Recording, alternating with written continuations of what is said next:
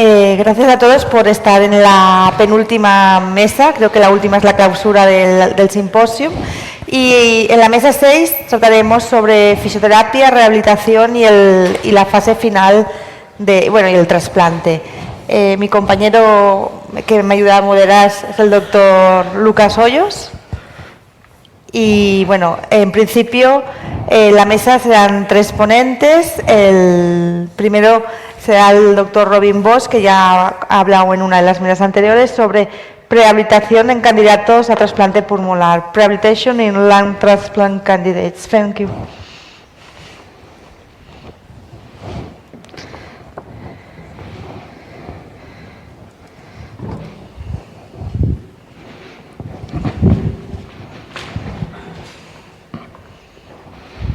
Okay, thank you. And so, rehabilitation or prehabilitation in lung transplantation. Here's Carmen again. You know, we didn't transplant her this morning, but now she presents with post-transplant situations. She's fatigue. We don't know why, because her pulmonary function over time has an excellent evolution. But if you would do exercise testing, you would see that her 6-month post-transplant evaluation is below what you would expect that it would be. It's only around 65% of maximal watts, peak VO2. So there's something not like we would like it to be.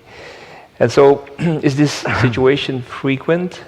Just a study to show you that actually it is quite frequent. So this study of 153 patients were systematically tested prior and post-transplant, and with normal evolution of pulmonary function, you can see that the exercise capacity post-transplant it's increased, but it's still lower than what you would expect for non-transplanted control. And this was true for all the different indications.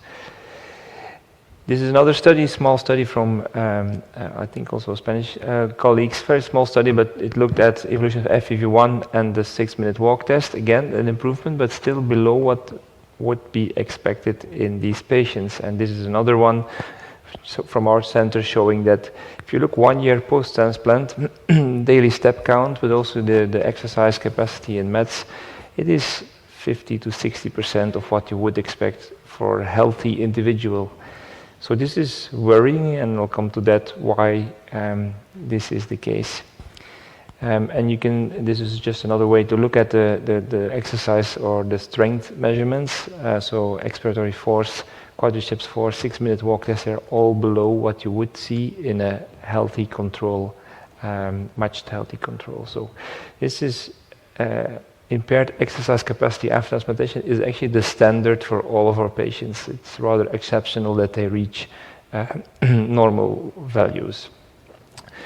This is probably due to the fact that it's related to frailty, and the colleague this morning already discussed a bit on frailty, but this is just a very interesting study showing, and this is in the x-axis, the frailty score with increasing grades, and on the y-axis measures of exercise capacity. You can see an almost linear relationship between both of these.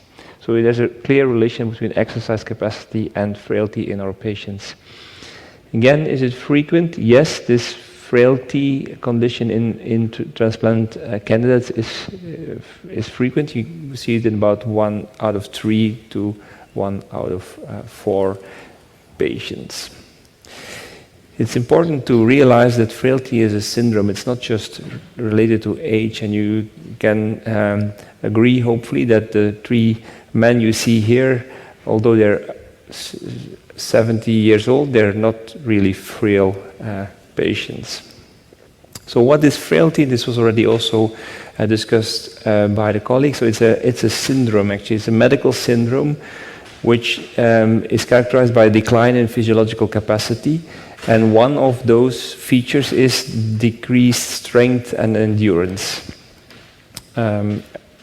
which we can measure. We can measure by just looking at our patients, but there are also standardized ways of measuring this, and they're listed on the slide.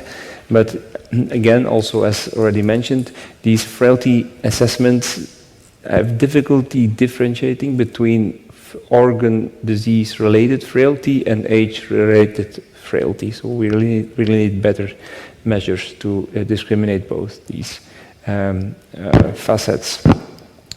It is so that frailty is associated with muscle weakness, and this is due to wasting, muscle wasting. And so we can measure strength, but frailty is a broader concept, and you also need to assess these patients broader, looking at nutritional status on physical condition, psychological condition, and things like that. Okay, so we have a lot of reduced exercise capacity post-transplant. This is related to frailty. Frailty is frequent, and so is frailty then a problem in these pre-transplant patients? This is a big study looking at almost 400 patients who underwent systematic frailty tests by 2 different tests, and then they looked at the risk of either being delisted, so not being transplanted, or dying while awaiting a transplant. And you can see that in the more frail the patient was, this table on the right side, the higher chance the patient had to not be transplanted, or that's one thing. And the other thing is that you can see that on the left-hand slide, that this was quite impressive difference. So it is an important finding, frailty, and this is related to worse outcome on the waiting list. This is actually the same kind of study looking in ILD patients specifically, 100 patients, and you can see the same finding that frail ILD patients were more likely not to survive during the next 12 months while on the waiting list compared to the frail patients were more likely not to survive compared to the not frail patients.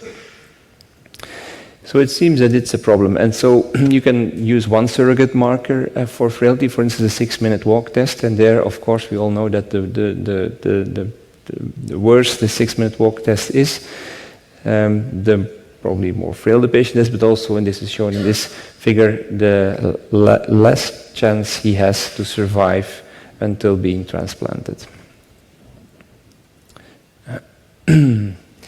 Another study just showing the same, but also in this study there was a clear relationship with increased hospital length of stay and increased ICU length of stay in these frail patients. Okay, is it a problem post-transplant? So if you look at the same cohort and not look at what happens prior to transplantation, but if you would look at post-transplantation, you can see that the frail patients actually have a higher chance of dying post-transplant if they ever get transplanted. So this frail condition really is an important thing to take into account. And so these are some key considerations from the AST guideline on this. So you have to realize it's a prevalent condition, it's associated with worse outcomes, survival, for instance. Candidate selection therefore is crucial. And it also highlights that there are potential interventions to reverse frailty that require further study, which, for instance, include pulmonary rehabilitation and nutritional supplementation. Okay, so when do we need to assess frailty? And these are the red stars on the right-hand side. So I think we should assess these frailty measures pre-transplant, of course, and maybe not just once at the time of listing, but maybe also during follow-up on the wait list repetitively to see if this patient is becoming more frail and needs a specific intervention. And probably also need to assess this after transplantation to see how the patient is evolving over time. There are several cases of this reduced exercise capacity and frailty. Pre-transplant, they're listed there. Of course, we have a sick patient who is not in a best nutritional or medically treated condition. Post-transplant, there are many reasons to become frail or more frail or reduce exercise capacity, for instance, the long immobilization those patients have, but also the side effects of our drugs we use, which cause important features like hypertension, diabetes, and things like that. But the most important thing causing frailty in many of our patients is what we induce by our drugs, either the steroids, the glucosteroids, or the calcineurin inhibitors. So we often tend to forget this, but this is the reason of many of our patients being frail. Nevertheless, there are really benefits of exercise training, and this is these effects are broad and affect different systems of the body. I'm not going to go into detail, but it's a very recent review nicely summarizing all the beneficial effects of exercise training in our lung patients. You can ask yourself, is it modifiable? Yes, it is modifiable. This is in the post-transplant setting, supervised exercise training, 3 months versus control intervised, so non-supervised intervention. And you can see that the patients who had the supervised exercise training actually evolved in a more positive way over time compared to those who did not. So post-transplant, it seems to be modifiable. This is just another study not looking at the exercise capacity test, but looking at other health benefits. So for instance, markers of metabolic syndrome, and this analysis really demonstrate that there were significant reductions in blood glucose, blood pressure, triglycerides, BMI, and others in the post-transplant session if patients undergo exercise capacity training. So post-transplant, it seems obvious that exercise capacity training has benefits, although there are also some possible problems which are listed in this recent review here, like injuries, for instance, in our patients. We have to be a bit cautious on this.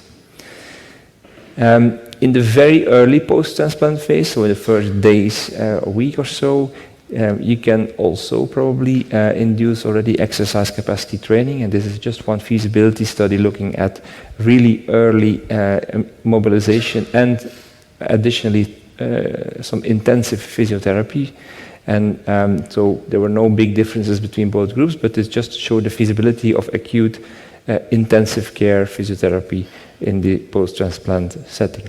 But what about pre-operative? Well, there are not many guidelines. This is one guideline of the ERAS Society. And the recommendations in the text state that prehabilitation should be considered for patients with borderline lung function or exercise capacity, sorry for the missing word, but it only has low evidence because of lack of studies. And patients should preferably be mobilized within 24 hours of surgery, but again, this has low evidence because lack of studies. Is it feasible to train these patients, or can you see some benefits? Just a study looking at the frailty score, which tends to improve in patients who are baseline frail or pre-frail. This is on the left-hand side, but it tends to not improve or rather stabilize a bit in the patients who are baseline not frail. So in the pre-transplant phase, there is an opportunity to improve the frail patients by a specific intervention. Is this worth the effort? I mean, do we need to really go for prehabilitation? I think we should. There is one big study again from the, I think, Toronto group, showing that there were significant changes in the pre-transplant period if patients would undergo pulmonary rehabilitation. And they also noted that the 6-minute walk test, which was achieved just prior to transplantation, was significantly associated with the median hospital length of stay. So it means that the patients who were improved better and had a better 6-minute walk test actually had a shorter length of stay after their transplantation. Another recent study showing that pulmonary rehabilitation on patients on the waiting list who completed their full 36 sessions versus those who did not. Well, actually, these patients had a better outcome after the transplantation. So they had a more favorable outcome, less chance of dying. You can say, okay, these patients are at home. Do we need to have them all in the clinic for training? You could consider virtual physical prehabilitation. This is just very recent study by a group showing feasibility in a small group of patients who had a 12-week period of virtual rehabilitation, followed by a 12-week maintenance phase. And it was demonstrated that the virtual physical prehabilitation, actually was able to improve 6-minute walk test in several patients, also improve frailty scores in these patients. And then after these initial 12 months, this was maintained over time, so stabilized over time. So it seems that there is a role for virtual telecoaching. So what are current recommendations? This is also from the North American colleagues, the Can Restore Consortium, showing their recent guidelines or recommendations on exercise training in the pre-transplant phase, so pre-rehabilitation. They advise to implement aerobic training or combined aerobic and resistance training, but there are, for them, insufficient evidence to provide guidelines on exact frequency, timing, and type of training. And also the length or duration of this training is unclear. The recent ESOT consensus statement on prehabilitation, it's listed there. It's summarized actually the available literature and formulated evidence-based recommendations on this, on prehabilitation. And so, and highlighted in red, they suggest that exercise-based interventions are included in prehabilitation care of solid organ transplant candidates with the objective to improve cardiorespiratory fitness and or inspiratory muscle strength with a low quality of evidence and a weak recommendation. So anyway, coming to my conclusion, I think that prehabilitation should always be a multidisciplinary approach, and this is a really interesting review. You could also read further on this, with the patient central and many healthcare providers working together to improve this patient. It should be on a multi-level approach, not only doing exercise testing, but also looking at nutritional supplementation, psychological screening and support, and others. It should also include patient education so that the patient knows why he is to train prior to a transplant. I always tell the patients, like, okay, if you're going to be transplanted, it's like doing the Olympic Games. You need to train to be able to compete in the Olympic Games. So then they realize that it's important for them to have some input. We for sure need more studies, not only looking at general training schedules, but also looking at the effect of training the upper limbs, the lower limbs, and maybe more importantly for lung transplant patients, the respiratory muscles, which we often tend to forget. And with this, I would like to thank you for your attention and invite you for a prehab for a lung transplant program. Thank you. Sí. El siguiente ponente será Bernat Planas, fisioterapeuta del Hospital Vall d'Hebron de Barcelona, y nos hablará sobre si son posibles los protocolos tipo ERAS en el trasplante pulmonar en nuestro medio.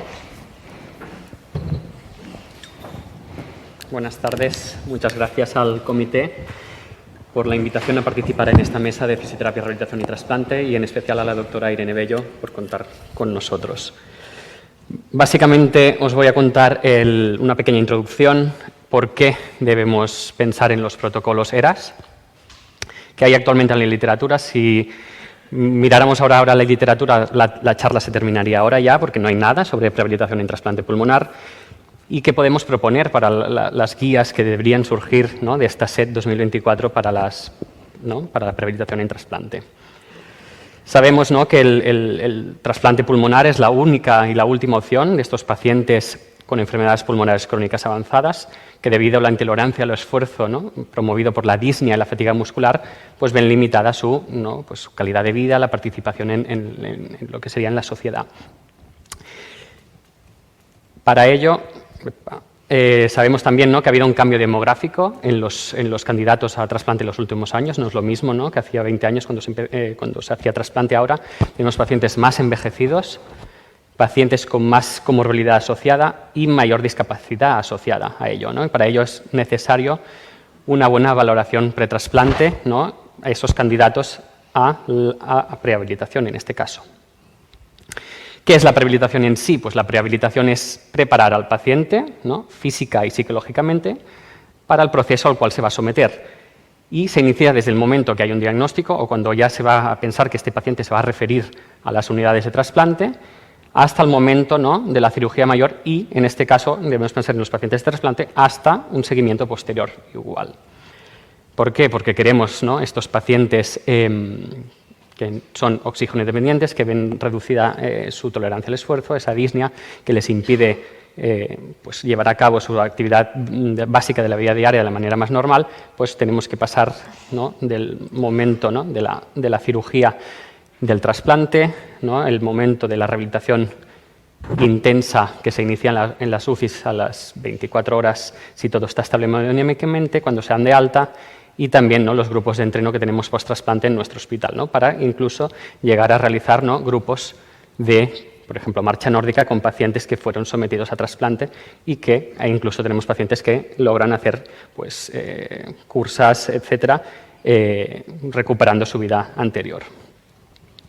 Si miramos en las eras que hay en la literatura, pues encontramos guías de muchas otras patologías, ¿no?, a nivel pues, cáncer de pulmón sí que tenemos, a nivel de trasplante hepático, pero no encontramos nada todavía del trasplante pulmonar. Buscas, encuentras pocas cosas, ¿no? Pero lo que debemos salir de aquí de la SET es con un grupo creado para, ¿no?, elaborar estas guías de práctica clínica o estas guías, ¿no?, de prehabilitación en el trasplante pulmonar para que aumente la literatura.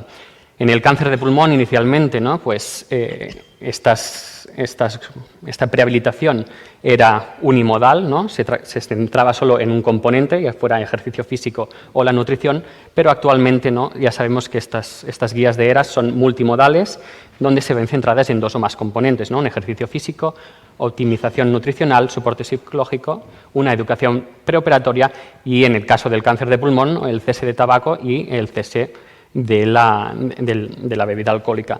Sabemos que los pacientes que se van a someter, ¿no?, a trasplante pues ya tienen que haber cesado, ¿no?, todos los hábitos tóxicos con anterioridad.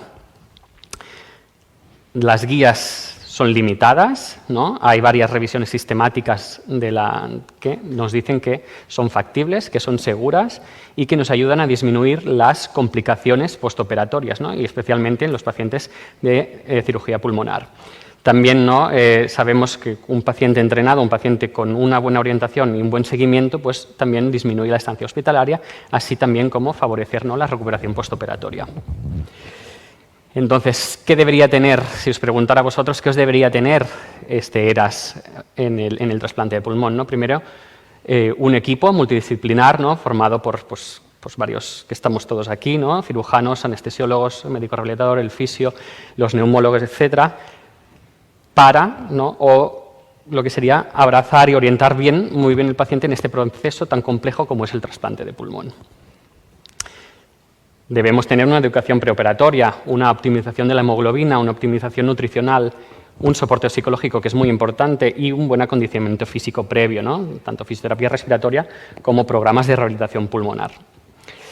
Si nos vamos a la educación preoperatoria, la evidencia actual también es limitada, ¿no? Una de las diapositivas que ha enseñado Robin pues decía, ¿no?, que la evidencia era baja, pero que la recomendación es alta, ¿no?, de las guías que había publicadas. Pues en eso estamos, ¿no? Sabemos que es necesario, pero todavía no lo estamos realizando de manera eficaz.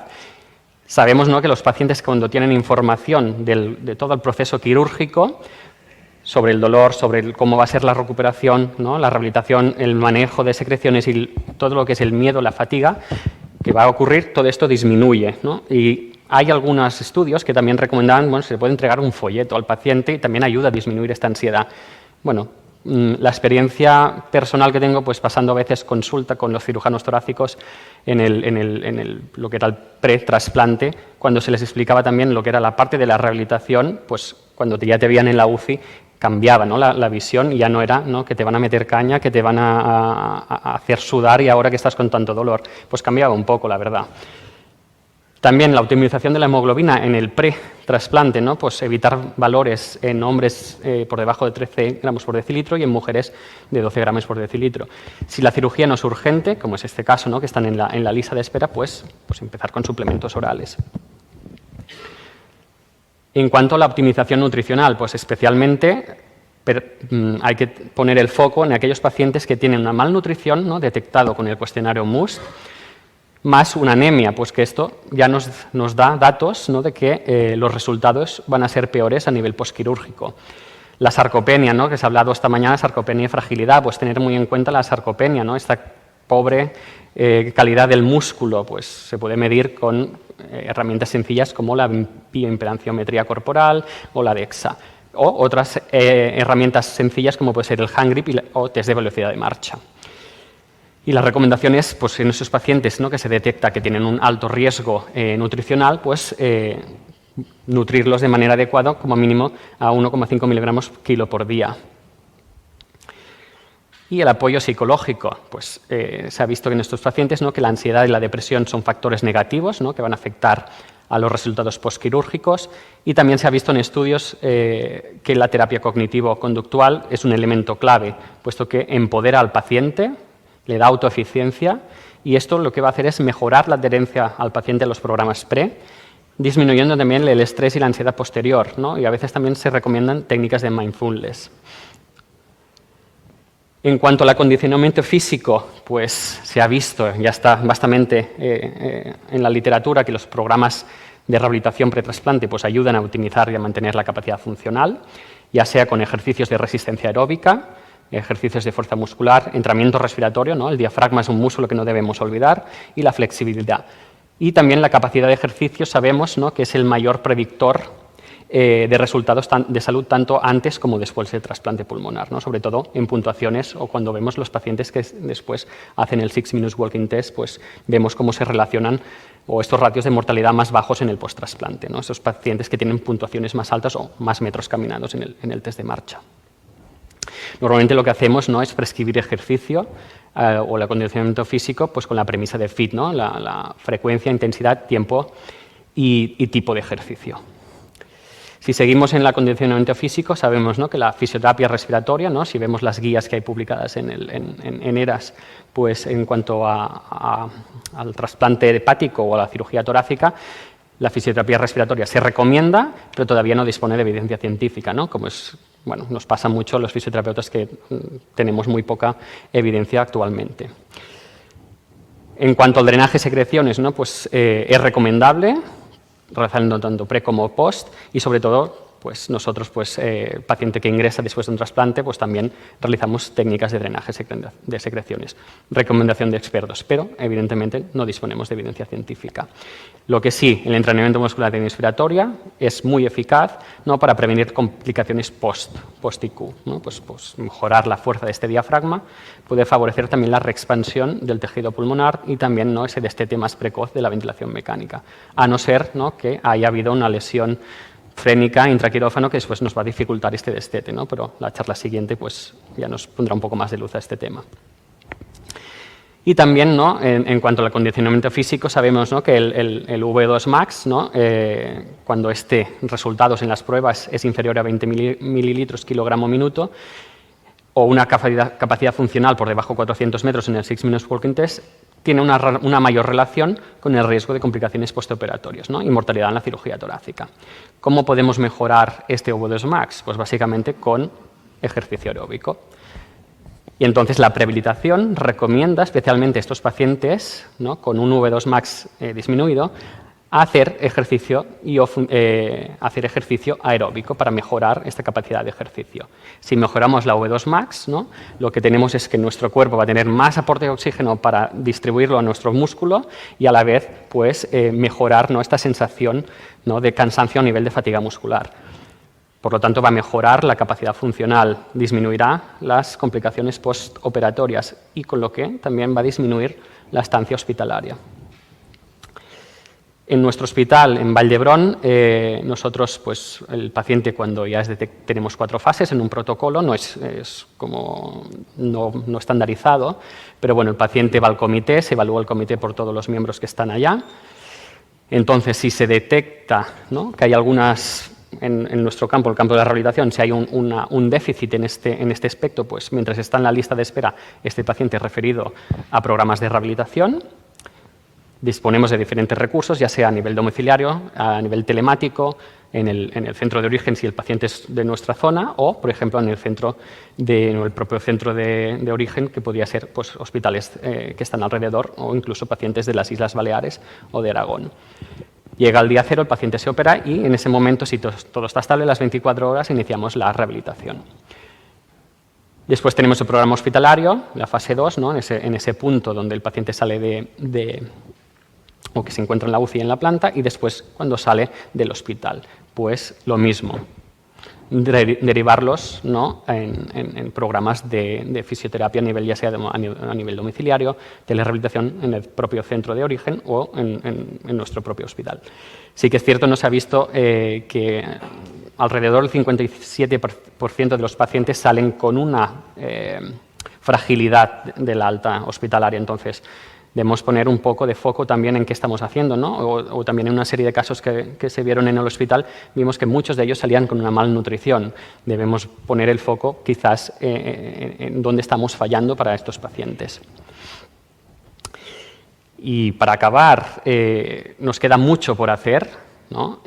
Tiene que ser un abordaje global e interdisciplinar, con una aproximación a componentes multimodales y especial atención en el paciente en lista de espera. Con LAS bajo, bueno, esto es relativo, ¿no? Tenemos pacientes que están en un LAS muy bajo, pero por medidas, por grupo, etcétera, pues a lo mejor el que está en el puesto 20 se trasplanta antes que el que está en el puesto 2. Entonces debemos abordar muy bien y saber cuáles son los timings para ir controlando estos pacientes, ¿no? que se encuentran en lista de espera. Entonces, un buen programa de trasplante de pulmón debería ofrecer un protocolo de prehabilitación integral, ¿no? en todas las fases del trasplante, peri y post, con una exhaustiva valoración para adaptar el tratamiento a las necesidades individuales de cada uno de nuestros pacientes. No sé si lo visteis, pero después, ¿no? Lo que nosotros vimos en el hospital, después del inicio de la pandemia, esos 3 meses donde se cerraron programas de trasplante, que después se volvieron a iniciar, yo tuve la sensación de cuando veía a mis pacientes en la UCI recién trasplantados que estos llegaban en peores condiciones. ¿Por qué? Porque eran pacientes que no salían de casa, pacientes que no tenían seguimientos o que el seguimiento a nivel con sus especialistas era a nivel telemático. Entonces, pues intentar, ¿no? Volver a lo de antes, que ya lo estamos haciendo, pero poner hincapié en crear, ¿no? un protocolo, un ERAS, ¿no? en trasplante de pulmón, que sería lo indicado. Y muchas gracias por vuestra atención. Está maduro, Miquel. Muy bien.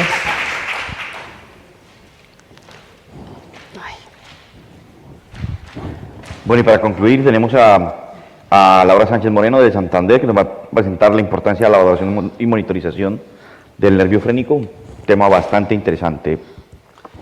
Adelante. Pues nada, gracias a los organizadores por permitirme clausurar este simposio y enhorabuena a todos los que todavía resisten aquí, aunque tengamos el cerebro ya frito de tanta información, pero bueno, espero que esto sea ya bastante más light, ¿vale? Esta es básicamente la organización de la charla.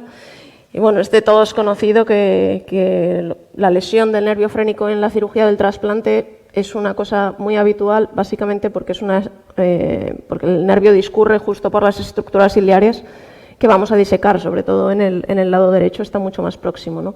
Y así como en el trasplante cardíaco, clásicamente siempre se ha hablado de una lesión por frío, por echar suelo frío o incluso hielo en el saco pericárdico, parece que en el trasplante puramente pulmonar los mecanismos lesionales van más por compresión, por elongación, por una lesión térmica por el bisturí eléctrico o, en casos ya muy extremos, incluso por sección del propio nervio. ¿Y qué importancia tiene esto? Pues relativamente mucha, porque uno de los 3 pilares básicos para el correcto funcionamiento del diafragma es su inervación. Los otros 2 pilares son una correcta contracción muscular y un adecuado acoplamiento con el resto de estructuras de la cavidad torácica, ¿no? Eso nos permite, si estos 3 pilares se mantienen, que el diafragma sea el principal músculo inspiratorio.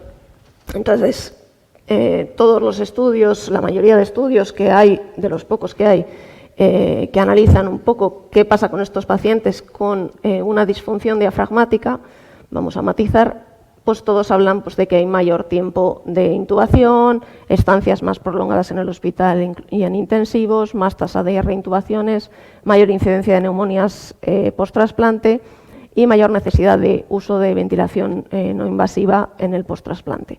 Lo que ya no hay consenso es en que verdaderamente esto afecte a la supervivencia a largo plazo. Pero verdaderamente, ¿cómo es de frecuente esto? Pues la incidencia, ya veis que tiene una horquilla pues bastante amplia. ¿Y esto qué es? ¿Que unos son muy torpes, otros son muy delicados? Pues básicamente no.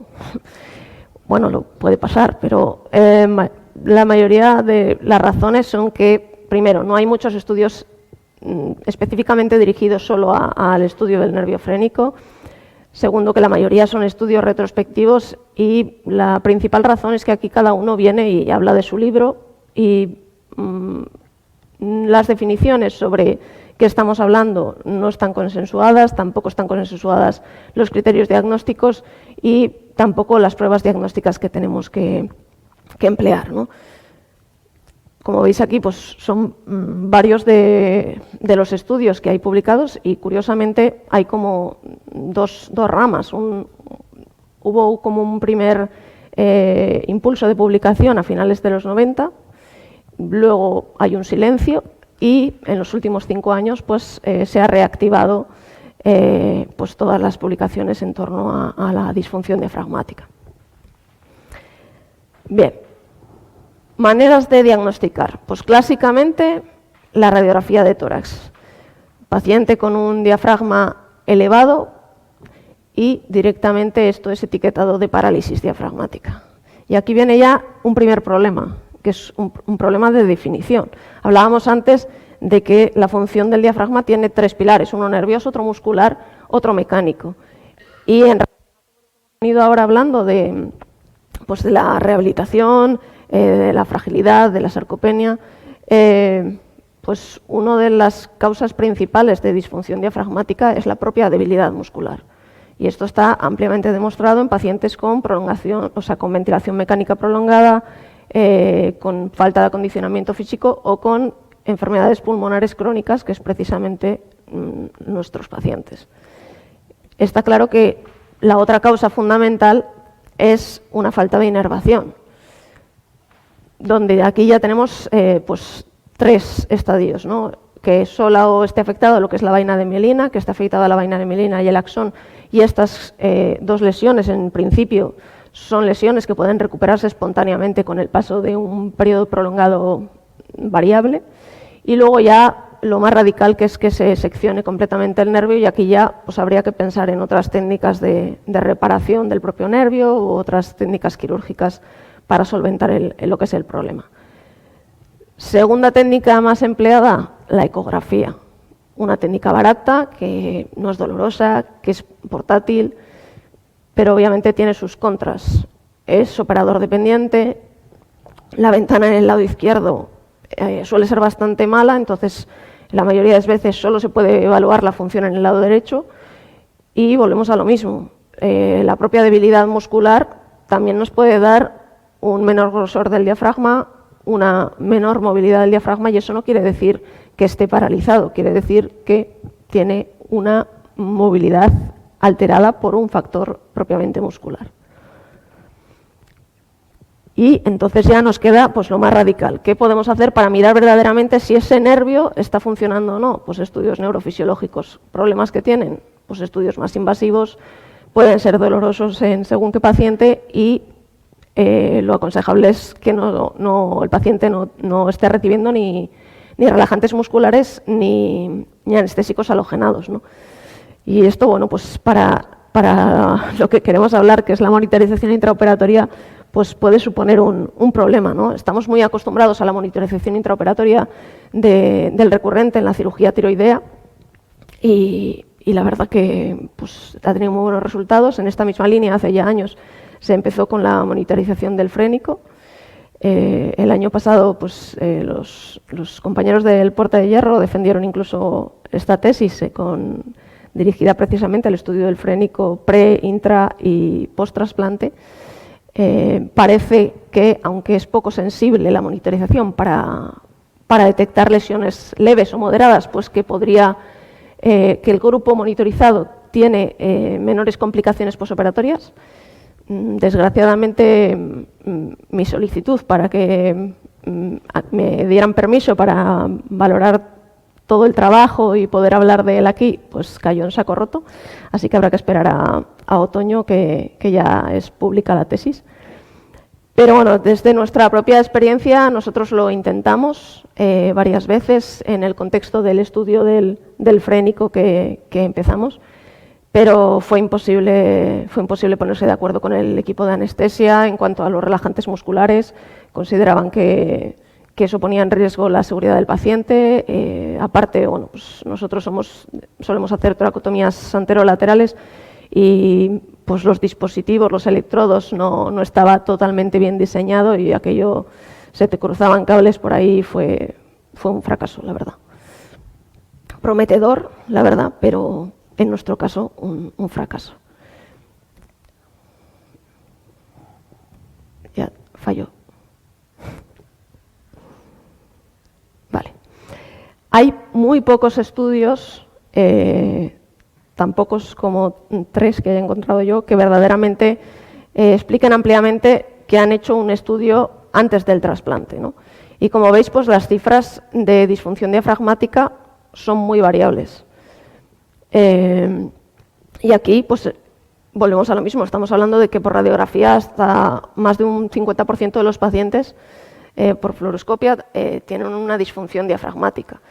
Nosotros nos llegamos a plantear dentro del estudio si verdaderamente la afectación del frénico podría generar una disfunción del diafragma tan severa que nos podría llegar a condicionar el hacer un trasplante o no hacer un trasplante. Pues nos planteábamos, si vamos a hacer un trasplante unipulmonar y resulta que ese diafragma no se mueve porque el nervio no funciona.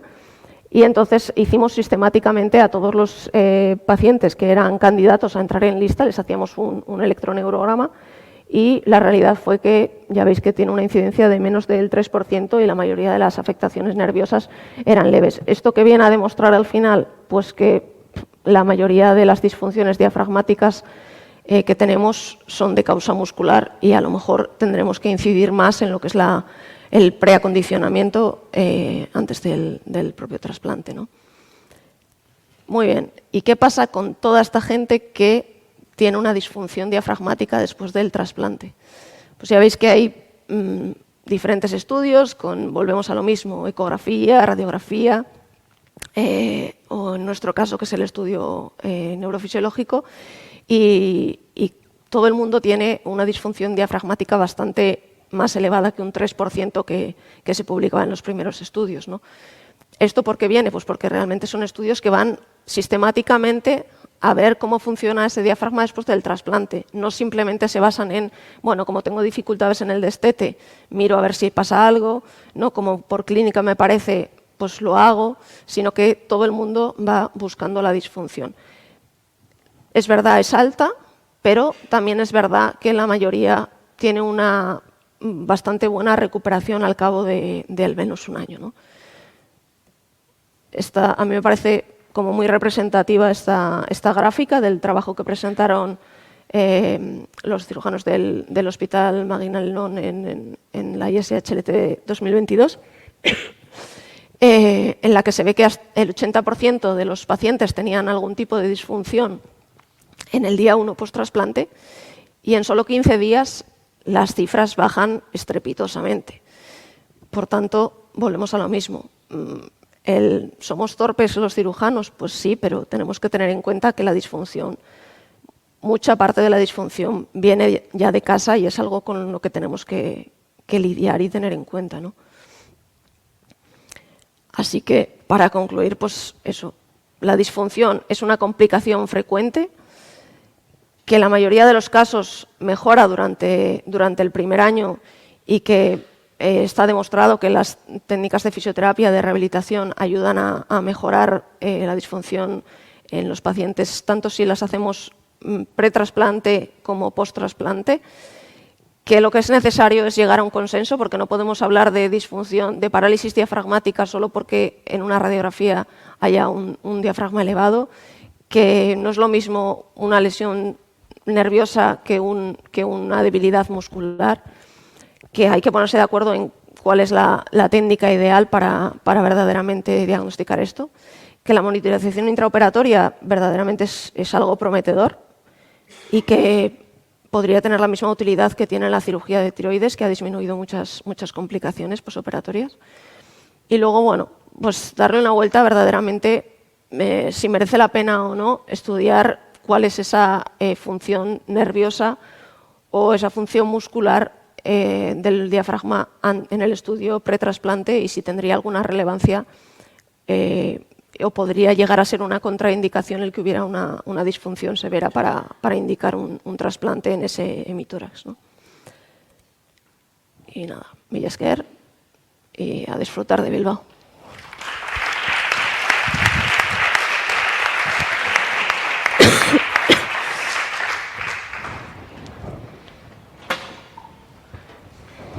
Tenemos unos minutos para alguna pregunta. Doctor Morcillo, ¿quiere hacer una pregunta? Sí. Perfectamente. Da por los ponentes porque son cosas que, por ejemplo, nosotros en nuestro hospital la prehabilitación no tenemos implementada como tal, lo de los protocolos era, pues, por supuesto, pero la pregunta va dirigida a Laura. Una cosa importante es, como bien sabes, es que los enfisematosos tienen los diafragmas súper elongados, así como el espacio intercostal, y ese diafragma es móvil. Cuando se hace cirugía reductora de volumen, uno de los beneficios es que ese diafragma empieza a recuperar su curvatura, no está hiperextendido. Entonces, si habías visto algo respecto a si había una diferencia en la disfunción del diafragma por patologías, es decir, si los enfisemas tienen más que la fibrosis o... A ver, hay estudios enfocados a pacientes con enfermedades pulmonares, sin más, en cuanto a su disfunción, tanto para EPOC como para fibrosis. Lo que decía es que lo que luego hay muy poco estudio es esas mismas patologías asociadas también a trasplante pulmonar y si la evolución es diferente o no es diferente. Eso yo la verdad no he encontrado absolutamente nada. Pero ya digo que es que, bueno, últimamente está saliendo más, pero nosotros cuando nos planteamos el estudio era un poco descorazonador porque nosotros creo que empezamos en 2020 y empezabas a mirar y toda la bibliografía era del 95, del 2005 y no había nada más. Luego es verdad que a partir del 2020, 2021 han empezado a salir pues, más estudios dirigidos a mirar cuál es la evolución del diafragma en pacientes trasplantados, pero tampoco es que suscite muchísimo interés. José Luis. Muchas gracias por las presentaciones. Laura, te quería comentar por la parte que me toca de lo que comentabas de Puerta de Hierro. La monitorización intraoperatoria se hizo durante bastante tiempo. Poníamos 2 electrodos en el cuello y otros 2 electrodos dentro del diafragma y los sacábamos por los agujeros de donde vivían los drenajes y eso se dejó de hacer porque en realidad no le veíamos mucho beneficio. Parece que se asociaba cuando te decía el neurofisiólogo que pitaba el frénico, pues tú dejabas de tocar y parece que esos pacientes, no se sabe muy bien por qué, pues iban un poco mejor. Y la razón de dejar de hacerlo es que pues no sabíamos muy bien qué estábamos haciendo ni monitorizando. En la gran mayoría de los pacientes no pitaba la máquina, el neurofisiólogo no te decía nada y en el posoperatorio tenía disfunción diafragmática o del frénico. Entonces, al final, es una maniobra que se dejó de hacer en la monitorización intraoperatoria. No se hace actualmente que yo sepa. No sé si se habrá recuperado, pero creo que no. Entonces, yo creo que o al menos lo que sí que pensábamos que tenía valor era el estudio pre y el estudio post. Porque eso sí, sobre todo el post, porque eso sí que te cambia el manejo postoperatorio de los pacientes. Un señor o un receptor que sale del quirófano con una lesión bilateral, moderada y leve moderada de un sitio y leve del otro, pues seguramente va a tener un destete más prolongado. A esos les ponían un ventilador tipo NAVA, le hacíamos una traqueo precoz. El manejo de los que sabíamos que hacían una lesión posterior sí que cambiaba un poco. Pero el intra en sí mismo, yo no tengo la sensación de que nos cambiase nada ni en el intra, ni tampoco en el post, porque le seguíamos haciendo el estudio post. Con lo cual, no sé si esto de la monitorización intraoperatoria irá por el mismo camino que lo que decías del tiroides y de otros. Yo creo que, al menos ya he dicho, nuestra experiencia fue un desastre, aparte por la anestesia, porque era engorroso. Tú vas a hacer un tiroides y no te enteras. O sea, es muy simple el mecanismo. Y esto eran todo cables, pone ahí, pincha el diafragma, batendín, y la verdad es que tampoco tenías mucha información. Yo creo que volvíamos a lo mismo, ¿no? Yo creo que el pre puede ser útil, pero también tenemos que tener claro eso que vamos a medir. Nosotros, es verdad que sistemáticamente hemos medido la función nerviosa en todos los post-trasplantes, pero eso no quiere decir que hayan tenido todos los que hemos diagnosticado de una lesión de algún tipo hayan tenido un posoperatorio horrible. O sea, verdaderamente dices, bueno, la media de tiempo de extubación es mayor, sí, pero la diferencia entre el grupo sin afectación y el grupo con afectación, al menos en nuestro caso, son 4 horas, 5 horas. No estamos hablando de que unos tienen una media de extubación de un día, que es la media normal que tenemos, y los otros se extuban 5 o 6 días después. No, es que son muy pocas horas. Entonces, bueno, todavía yo creo que hay mucho que mirar aquí, porque a lo mejor sí tienes una disfunción, pero que ya digo que mucha gente viene con disfunción propiamente de casa, porque el EPOC viene con su disfunción, la fibrosis viene con su disfunción, pero son ya problemas mecánicos y problemas musculares, independientemente de que tengas, obviamente puedes haber tocado un poco el frénico y se puede quedar ahí un poco atontado, pero eso no te va a condicionar tantísimo. Nosotros no tenemos ninguno de que alguien haya cortado el frénico, independientemente de que haya habido adherencias pulmonares, disecciones complicadas, son casi todo disfunciones leves. Entonces, bueno.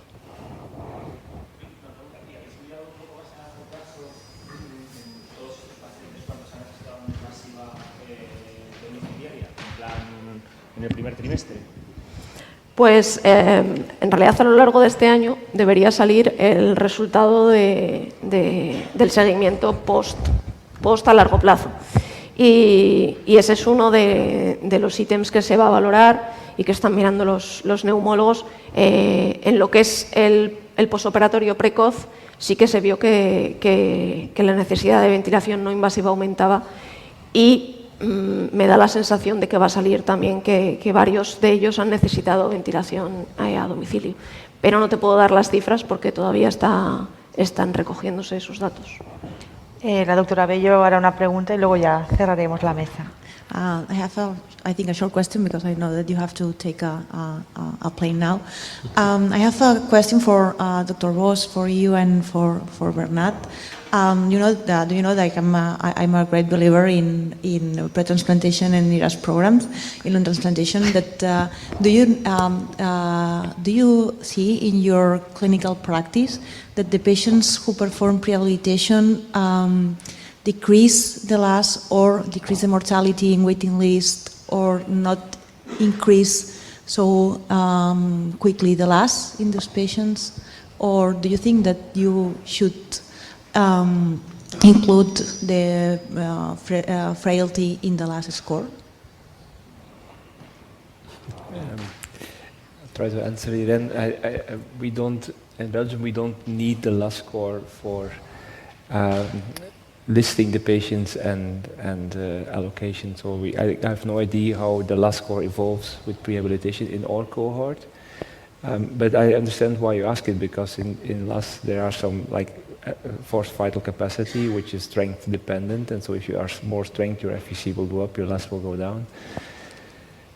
I think it's interesting to look at. It should be investigated, but nevertheless, I think prehab or ERAS is the way we should move forward to reduce worse outcomes in our patients in the early post-transplant period. I mean, this is obvious. There's no evidence, but everybody knows that if you're going to compete in a competition, you have to train for this. I mean, it's common sense. So why don't we have our patients better trained?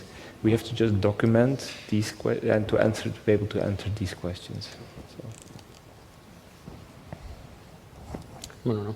Nada más que añadir es totalmente esto, ¿no?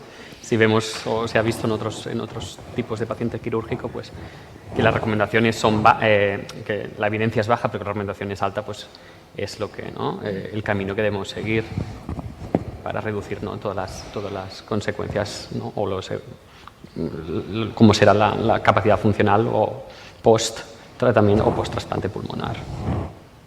Sabemos que la vía está ahí, ¿no? Pero falta el camino, falta más evidencia, faltan más estudios, ¿no? Robustos para determinarlo. Y quizás, ¿no? Volviendo a todo el tema del diafragma, añadir en las valoraciones, sí que desde rehabilitación hacemos valoraciones, ¿no? De la fuerza muscular, pero quizás añadir, ¿no? Porque se ha visto en pacientes EPOC, ¿no? Que suele estar disminuida esta fuerza inspiratoria máxima, ¿no? Que se traduce en el diafragma. También se ha visto que por mucho entrenar a veces no mejoras, ¿no? O no aumentan la cantidad de fibras musculares a nivel del diafragma, pero quizás añadir también, ¿no? La técnica de la ecografía para ver tanto el grosor como la excursión diafragmática en estos pacientes que se van a someter a trasplante, para ver, ¿no? Cuáles de ellos sí que se ve un grosor disminuido o una excursión también alterada. Y ahora también se está empezando a hablar de sarcopenia respiratoria y ya están empezando a salir el algoritmo diagnóstico de ella. Quizá sería otra línea a progresar en la valoración. Bueno, pues muchas gracias a todos y bueno, y esto ha sido muy útil y espero que sigáis contando con todo el tema de la rehabilitación y la fisioterapia. Gracias.